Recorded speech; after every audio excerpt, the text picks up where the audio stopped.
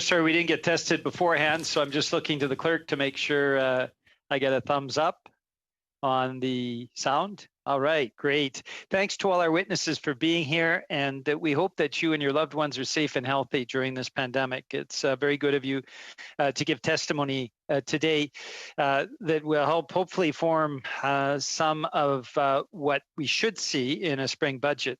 And I'd like to start with you, Mr. Villeneuve. I have three questions. First, what the CNA and our thanks go to all the frontline workers and nurses across the country who have shown such courage during this pandemic. What you're calling for is an investment, a demographic top-up transfer that is slightly less than the cutbacks we've seen over the last 5 years. And I'm wondering whether that demographic top-up is in addition to restoring the full healthcare funding that was slashed by the former Harper government and continued by the current government. And we've seen the impacts of that.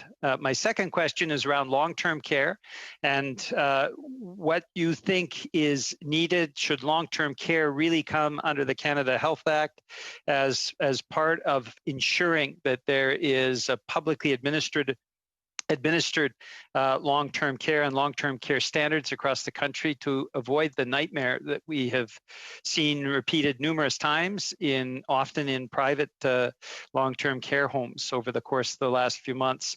And thirdly, the issue of pharmacare. Now we've got before the House of Commons Bill C-213, which is the Canada Pharmacare Act.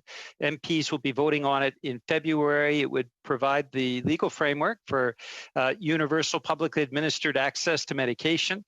To what extent do you think, and do Canada's nurses think, it would be a good idea to have universal pharmacare to add and to strengthen our healthcare system? So those are my three questions to start. Thank you. Just to interrupt for a sec to Mr. Villeneuve. Mr. Falk, you'll be next up after this round. Thanks, Chair, and I'll do my best to answer the questions quite quickly.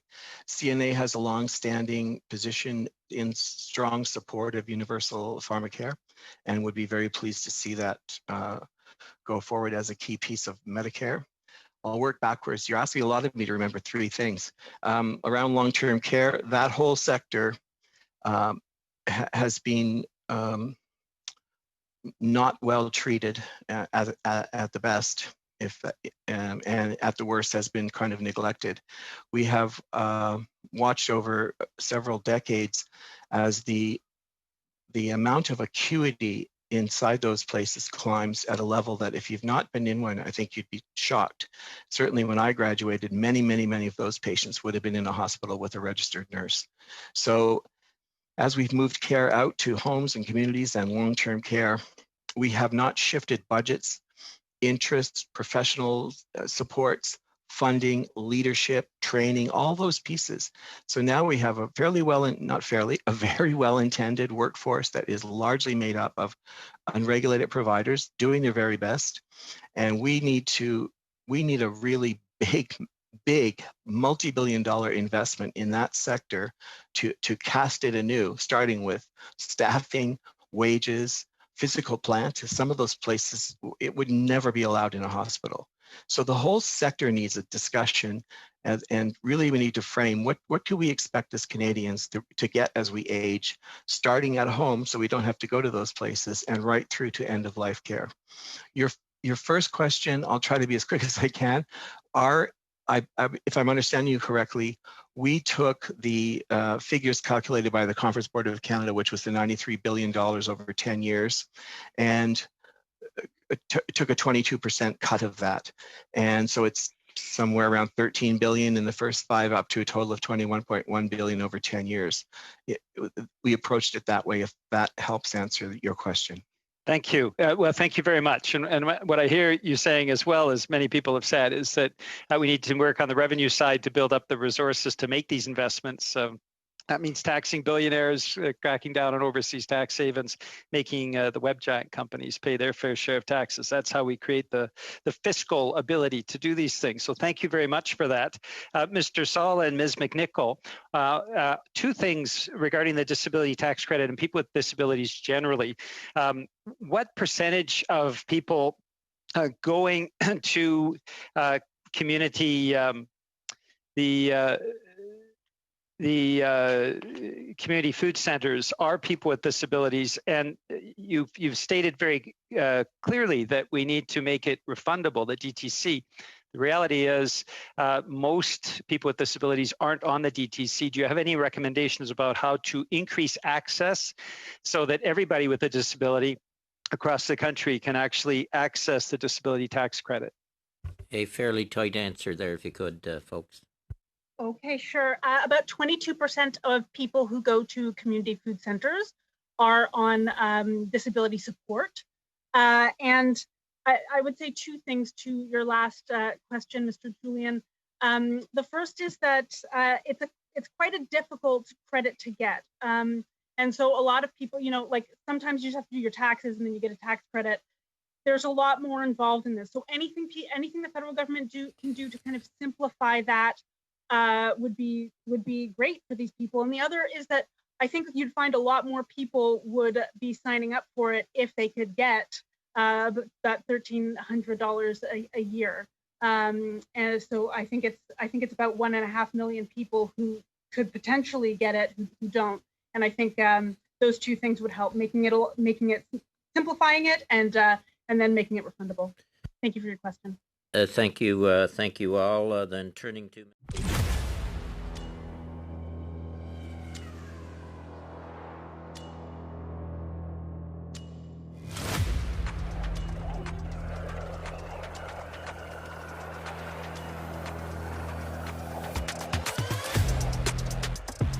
With the issue of the ancillary events and being paid to work corporate events for an organization, it's something that you would consider part of your investigation. Our neighbors being able to afford food. You've quite articulately pointed out that food won't solve hunger, but that income will. You cited the Canada Child Benefit as one example where you actually saw a meaningful reduction in food insecurity when we simply got money to people that didn't have it before. For what it's worth, to pick up where Mr. Falk left off, I'm hearing from food banks in my community that when CERB landed on people's kitchen tables, they didn't go to food banks as often as they did before the pandemic. This indicates the magnitude of the problem to me. You made a couple of specific suggestions, but I'm thinking more broadly, can you comment on the importance, essentially, of finding people who don't have money that might be going through the demonizing process of applying for social assistance where their life choices are judged? And can you explain, when people are actually given money, in your experience, do they spend it on things like food and housing and basic needs, or do they fall into the tired old trope of people who spend it on vices, whether it's drugs or alcohol? Because the answer is clear as day in my community. People spend money on what they need. Well, I'm just going to echo what you're saying. Poverty is not about a lifestyle choice or a character flaw or about poor budgeting. It's about low wages. It's about inadequate social supports. And people want to work. People want to contribute. People have things they want to get done in their lives and make sure that their kids are safe and healthy and move well. So it's very, very clear that if you support people, they contribute, and they keep those dollars in the economy and they keep the economy going. We probably put out about $10 million in grocery gift cards so that people had that income to keep the economy going. When those grocery gift cards disappear and they have income, it keeps the economy going. So it is unconscionable to me that we are signatories to the International Covenant on Economic, Social, and Cultural Rights around the right to food. It is our duty to respect, protect, and fulfill the right to food. And the fact that 4.5 million of our fellow citizens, about 12 to 14%. And look, if you look at that number, if you're white, it's about 11%. If you're a new immigrant, it's about 17%. If you're Black, it's 30%. If you're Indigenous, it's about 30. If you go north to Nunavut, it's over 50% of people are food insecure. So we have a lot of work to do on this. And I want to be really clear and underline this. It is not about charity. It's ensuring that people have good jobs that aren't precarious, where they have good incomes and they can go home to a full fridge, not an empty fridge. So the kinds of recommendations we're making here are about putting income in people's pockets and they spend it in their communities. Thank you. Thank you, Mr. Chair. I think very that's much. my time. Yeah, your time's. We will go to the north now. Mr. McLeod to wrap it up. Mr. McLeod. Yeah, thank you, Mr. Chair. A question to Skills Canada. Your first recommendation addresses the promotion of skills development for Indigenous people. We saw in yesterday's statement by Minister Freeland a commitment of $144.2 million in next fiscal year towards the ISET, or the Indigenous Skills and Employment Training Program. Would you consider this a good start towards meeting your recommendation, or and where would you like to see the government go from here? Yes, absolutely great to see that direction, that announcement. So definitely supports what we're talking about. And as I mentioned earlier, we really want to put tools and materials in the hands of whether that's youth, Indigenous youth, so that they have the best understanding possible about the career options in skilled trades. So definitely we support the announcement from yesterday.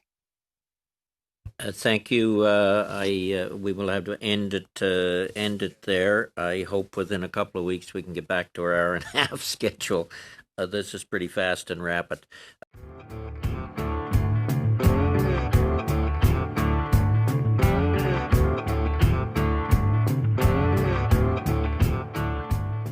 Ms. Sullivan, I'd like to ask you a few questions about your presentation. You've indicated one of the ongoing challenges in your industry is the labor shortage. We know that the federal government has been doling out billions of dollars paying people to stay home. How has this affected your industry?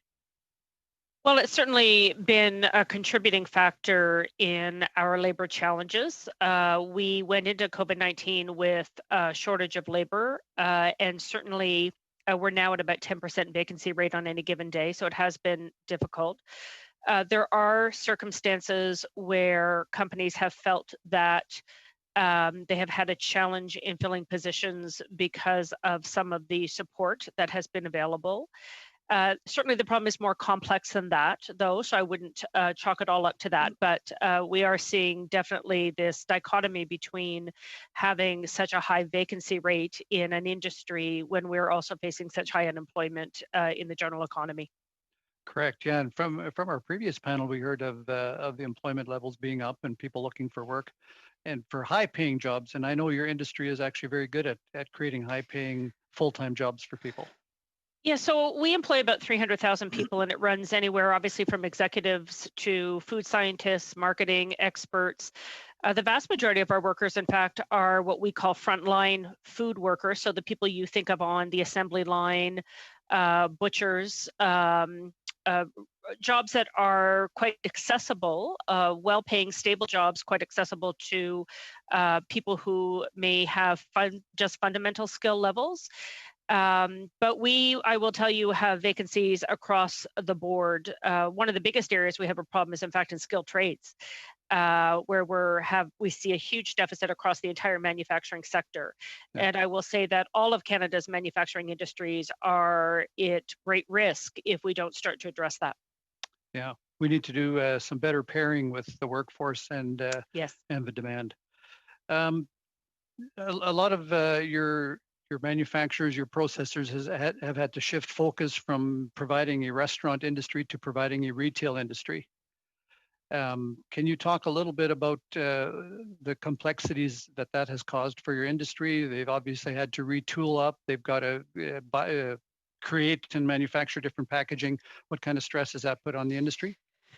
So it's been very stressful. You have to remember, from the day that the pandemic was declared back in March, the food companies didn't shut down. And so suddenly, 7,000 food companies across the country became experts in epidemiology and how do you keep workers safe from a pandemic. The cost of all of the measures we've put into place, so PPE, but plexiglass barriers, additional cleaning, slowing down production lines so you can space people apart. That's been about $800 million. So it's had a massive impact on the sector. The government has talked about providing financial assistance to businesses that need to retool and all that in exchange for an equity position. How many of your association members want to give up equity in their companies for financing?